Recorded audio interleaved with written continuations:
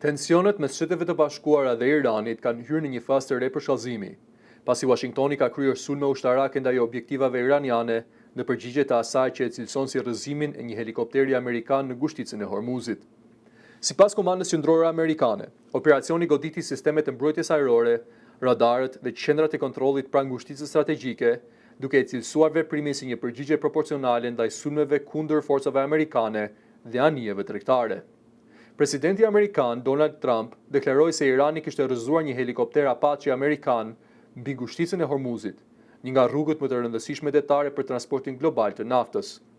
Nga ana tjetër, mediat shtetërore iraniane raportuan se ishulli i Keshëm dhe qyteti portual Sirik u goditën nga sulmet amerikane, ndërsa Teherani mohoi se kishte qelluar ndaj helikopterit amerikan. Ministri i Jashtëm iranian Abbas Araghchi paralajmëroi se Irani nuk do të lërë pa përgjigje asnjë sulm apo kërcënim.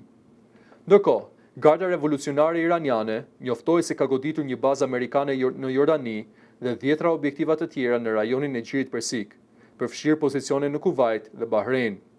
Sipas zyrtarëve amerikan, pothuajse të gjitha raketat dhe dronët iranian janë interceptuar dhe nuk ka raportime për viktima mes personelit amerikan.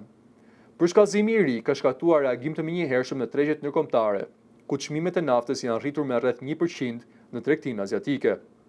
Zhvillimet e fundit hedhin hije të forta dyshimi mbi përpjekjet diplomatike për paqe, pasi vetëm pak javë më parë, palët kishin folur për mundësinë e një marrëveshjeje dhe ruajtjen e arpushimit të brisht të arritur në muajin prill. Tani, frika për një konflikt më të gjerë në lindjen e mesme, por i kthehet në qendër të vëmendjes së komunitetit ndërkombëtar.